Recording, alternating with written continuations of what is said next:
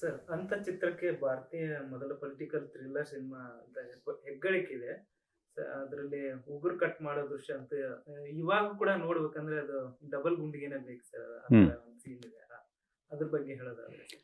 ಸರಿ, ನಾನು ಮೊದಲಿಂದ ಮಾಡಿದ್ದ ಪಿಕ್ಚರ್‌ಗಳನ್ನೇ ನಾನು ನನ್ನ ನನ್ನ 40 ಪಿಕ್ಚರ್‌ನಲ್ಲಿ ಯಾವುದನ್ನು ನಾನು ರಿಪೀಟೇ ಮಾಡಲಿಲ್ಲ. ನಾಗರಹೊಳೆ ಆಯಿತು, ಕಿಲಾಡಿ ಜೋಡಿ ಆಯಿತು, ಗಂಡುಬೆರುಂಡ ಶೂಟಿಂಗ್ ಮಾಡ್ತಾಯಿದ್ವಿ.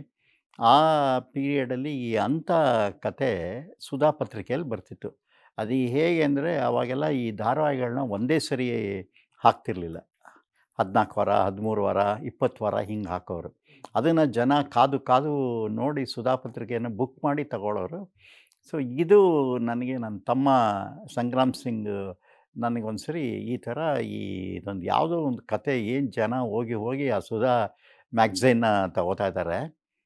ನೀವು ಓದು ಒಂದು ಸರಿ ಅಂಥೇಳಿ, ಸರಿ ನಾನು ಅದನ್ನು ಕಟ್ ಮಾಡಿಸಿ ಎಲ್ಲನೂ 14 ವಾರದ್ದುವೆ, 14 20 ವಾರದ್ದು ಓದಿದಾಗ ಅದರಲ್ಲಿ ಒಂದು ಹೊಸ ವಿಷಯ ಇತ್ತು. ಯಾಕಂದರೆ ಆವತ್ತುವರೆಗೂ ಪೊಲಿಟಿಕಲ್ ಥ್ರಿಲ್ಲರ್ ಯಾರೂ ಮಾಡಿರಲಿಲ್ಲ.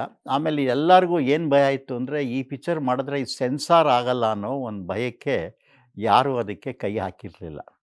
ಸರಿ ನಾನು ಓದಿದೆ, ಇಂಟ್ರೆಸ್ಟ್ ಆಯಿತು ನನಗೆ. ನಮ್ಮ ಎಂ ಬಿ ಸಿಂಗ್ ಅಂತ ಇದ್ದರು ಪ್ರಜಾವಾಣಿನಲ್ಲಿ, ಅಂದರೆ ಸುಧಾಕೆ ವಾರಪತ್ರಿಕೆಯಲ್ಲಿ. ಅವರು ನಮಗೆ ಒಂಥರ ರಿಲೇಟಿವ್, ದೂರದ ರಿಲೇಟಿವ್ ಅವರು. ಅವ್ರಿಗೆ ನಾನು ಹೋಗಿ ಭೇಟಿ ಮಾಡಿದೆ. ಭೇಟಿ ಮಾಡಿದ್ಮೇಲೆ ಈ ಥರ ಈ ಈ ಕತೆ ನನಗೆ ಕೊಡಿಸಿ ಅಂತ. ಅಷ್ಟೊತ್ತಿಗೆ ದೊರೆ ಭಗವಾನ್ ಅವರು ಹೋಗಿದ್ದರು. ವಿಷ್ಣುವರ್ಧನ್‌ಗೂ ಇನ್ಯಾರೋ ಒಬ್ಬರು ಅದನ್ನು ಕೇಳಿದರು. ಕೊನೆಗೆ ಎಂ ಬಿ ಸಿಂಗ್ ಅವರು ನನಗೆ ಕೊಟ್ಟರು.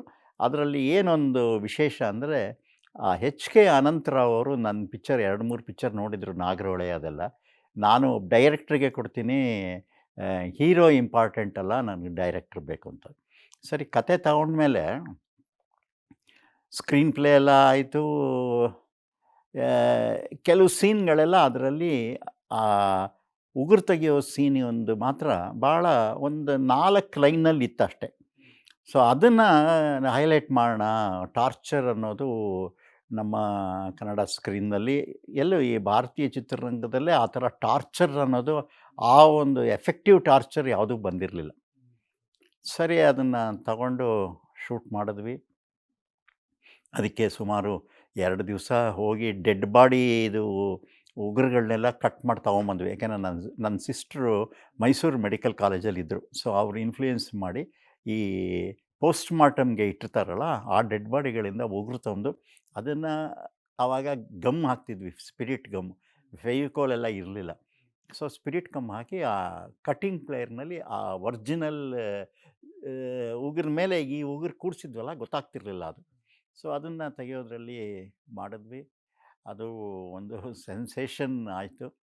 ಸೆನ್ಸಾರ್ನವ್ರೂ ಅದನ್ನು ಅಬ್ಜೆಕ್ಟ್ ಮಾಡೋಕ್ಕಾಗಲಿಲ್ಲ. ಯಾಕಂದರೆ ನಾನು ತೆಗೆಯುವಾಗಲೇ ಸೆನ್ಸಾರಲ್ಲಿ ನನ್ನ ಫ್ರೆಂಡ್ ಒಬ್ಬರು ಲಕ್ಷ್ಮಣ್ ಅಂತಿದ್ದರು ಆಫೀಸರ್, ಅವ್ರನ್ನ ಕನ್ಸಲ್ಟ್ ಮಾಡಿದ್ದೆ. ಅವ್ರು ಹೇಳಿದ್ರು, ನೀವು ಡೈರೆಕ್ಟ್ ಅದನ್ನು ತೋರಿಸ್ಬೇಡಿ, ಅದರ ಇಂಪ್ಯಾಕ್ಟ್ ತೋರಿಸ್ಕೊಂಡು ಹೋಗಿ ಬೇರೆ ಕ್ಯಾರೆಕ್ಟರ್ಗಳ ಮೇಲೆ ಅಂತ. ಸೊ ಕಟ್ಟಿಂಗ್ ಪ್ಲೇಯರ್ ಉಗುರು ಹೋಗೋವರೆಗೆ ಸ್ಟಾರ್ಟು, ಆಮೇಲೆ ಅಂಬರೀಷ್ ಮೇಲೆ, ಲಕ್ಷ್ಮಿ ಮೇಲೆ, ಬೇರೆ ಕ್ಯಾರೆಕ್ಟರ್ಸ್ ಮೇಲೆ ಪ್ಲೇ ಮಾಡಿ ಆ ಸೌಂಡನ್ನ ಮಾಡಿದ್ವಿ. ಅದು ಜನಕ್ಕೆ ಒಂದು ಎಂಥ ಥ್ರಿಲ್ ಕೊಡ್ತು ಅಂದರೆ, ಎಷ್ಟೋ ಜನ ಥಿಯೇಟ್ರ್ಗಳಲ್ಲಿ ಕಿರ್ಚ್ಕೊಂಬಿಡೋರು ಹೆಂಗಸರು. ನಾನು ನೋಡಿದಾಗ ಅಲಂಕಾರ ಥಿಯೇಟ್ರ್ನಲ್ಲಿ ಆ ಸೀನ್ ಬಂದಾಗಲಂತೂ ಎಷ್ಟೋ ಜನ ಮೂರ್ಛೆನೂ ಬಿದ್ದೋಗಿದ್ರು.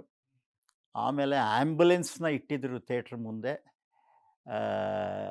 ಏಕೆಂದರೆ ಗರ್ಭಿಣಿ ಹೆಂಗಸರಿಗೆ ಅದು ಭಾಳ ದೊಡ್ಡ ಒಂದು ಶಾಕ್ ಆಗಿ ಇರ್ತಿತ್ತು ಅಂತ ಇದು. ಬಟ್ ಅದು ಒಂದು ಸಿನಿಮಾ ಇಷ್ಟು ಇಂಪ್ಯಾಕ್ಟ್ ಮಾಡುತ್ತೆ ಅಂತ ನನಗೂ ಗೊತ್ತಿರಲಿಲ್ಲ.